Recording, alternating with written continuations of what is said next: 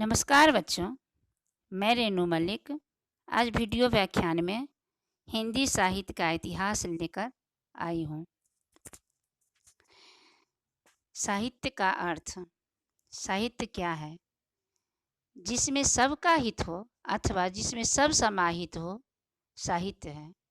हिंदी भाषा एवं साहित्य का आरंभ सन 1050 अर्थात 1993 ईस्वी के आसपास से माना जाता है। हिंदी भाषा का विकास देव भाषा अथवा आर्य भाषा संस्कृत से माना जाता है। संस्कृत भाषा क्रमशः पाली, प्राकृत और अपभ्रंश के रूप में बदलती हुई आरंभिक हिंदी के रूप में ढली, जिसे अपभ्रंश मिश्रित हिंदी कहते हैं। आज हिंदी का जो मौखिक और लिखित रूप विकसित है, उसे खड़ी बोली के नाम से जाना जाता है। इस खड़ी बोली का साहित्य रूप पहला प्रयोग अमीर खुसरो की पहेलियों और मुकरियों में हुआ था। ध्यान रहे कि शुरू के लगभग 900 वर्षों तक हिंदी में गद्य साहित्य उपलब्ध नहीं था। हिंदी में गद्य विद्या का विकास सन 1850 के आसपास आधुनिक काल में हुआ। हिंदी में लिखित अब तक के साहित्य को प्रवृत्तियों के आधार पर 4 कालों में बांटा गया है: वीर गाथा काल, भक्ति काल, रीतिकाल, आधुनिक काल।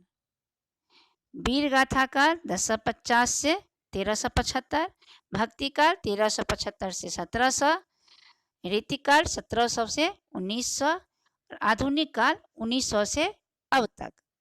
अब वीर गाथा काल के बारे में बात करें। वीर गाथा काल संवत 1050 से 1375 तक माना जाता है।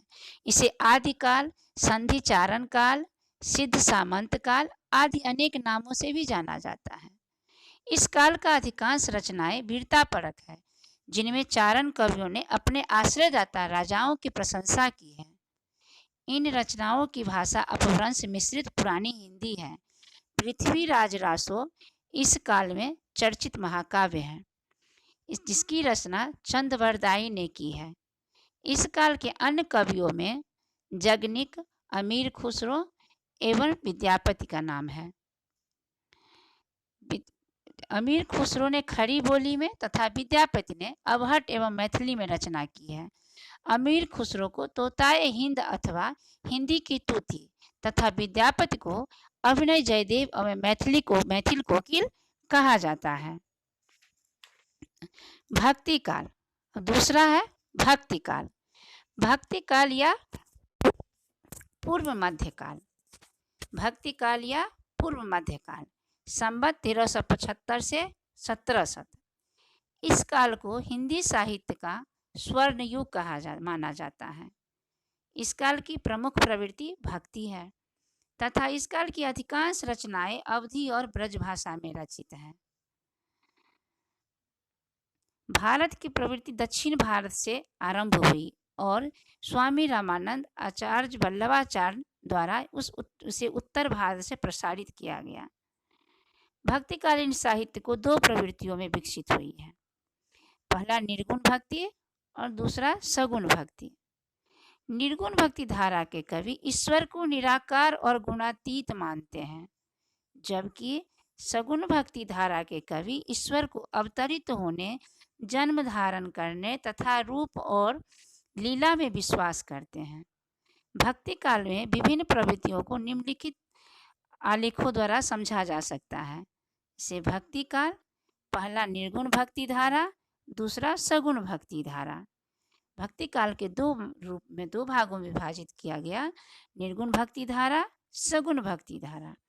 निर्गुण भक्ति धारा में भी 2 भागों में विभक्त हुआ: निर्गुण ज्ञानश्रयी शाखा, निर्गुण प्रेमाश्रयी शाखा। निर्गुण ज्ञानाश्रयी शाखा, इस शाखा के प्रमुख कबीर, नानक, रैदास आदि हैं। निर्गुण ज्ञानाश्रयी शाखा की प्रमुख रचनाएं और उनके रचनाकार के बारे में जाने।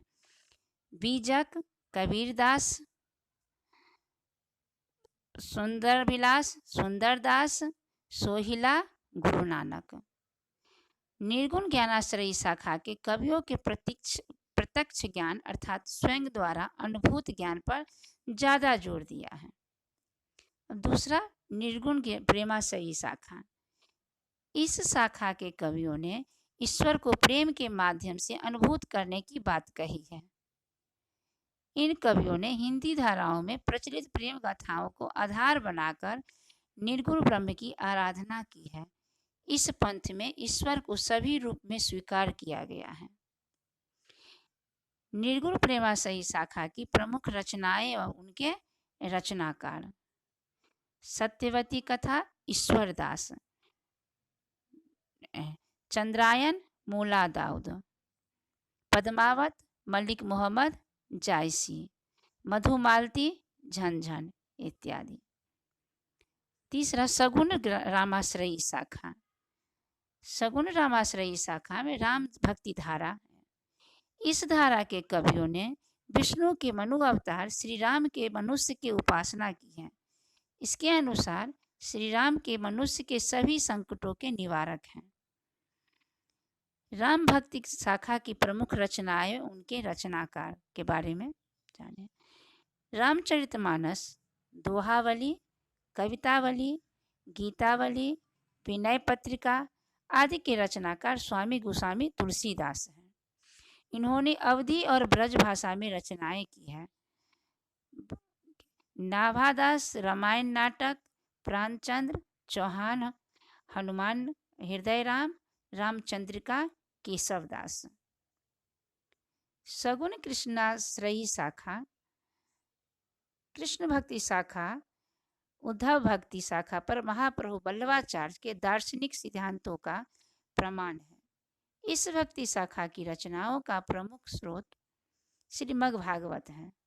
सूरदास इस शाखा के सर्वप्रमुख कवि हैं, जिन्हें पुष्टि मार्ग का जहाज तथा वात्सल्य का अधिष्ठाता कहा जाता है। इनकी रचनाएं ब्रज भाषा में रचित हैं। कृष्ण भक्ति शाखा की प्रमुख रचनाएं एवं उनके रचनाकार: सूरदास सूरसागर, नंददास रसमंजरी, मीराबाई प्रेम वाटिका, रसखान, सुदामा चरित नरोत्तम दास, रहीम दोहावली, रहीम है। अब तीसरा है रीतिकाल। रीतिकाल संवत 1700 से 1900 तक है। इस काल को श्रृंगार काल और कला काल भी कहा जाता है। इस काल में श्रृंगार के दोनों पद संयोग एवं वियोग की रचनाएं हुई हैं। इस काल की अधिकांश रचनाएं ब्रज भाषा में लिखित है। भाषा के लालित्य की दृष्टि से इस हिंदी साहित्य का अत्यंत महत्वपूर्ण काल है।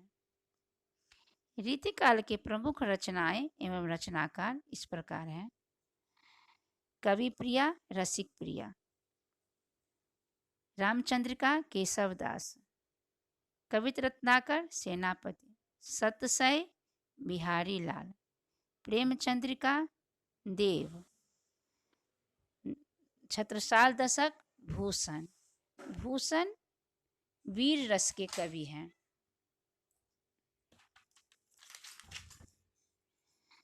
आधुनिक काल। चौथा, आधुनिक काल। आधुनिक काल संवत 1900 से अब तक का माना जाता है।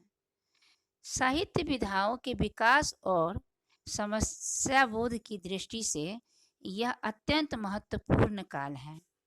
इस काल में कविता, कहानी, उपन्यास, नाटक, एकांकी, जीवनी, आत्मकथा, संस्मरण, यात्रा वृतांत, डायरी, रिपोर्टाज आदि अनेक विधाओं की रचनाएं हुई हैं, जो निरंतर विकासशील है।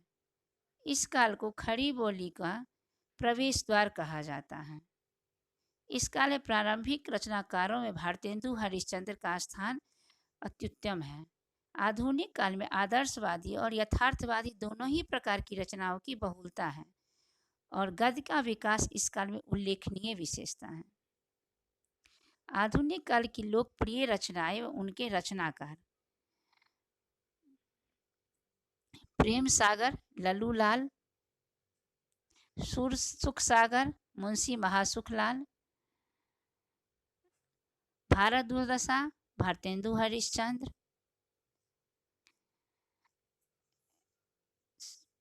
चंद्रकांता बाबूदेव की, नंदन स्वामी, अंधेर नगरी भारतेंदु हरिश्चंद्र, साकेत मैथिली शरण गुप्त,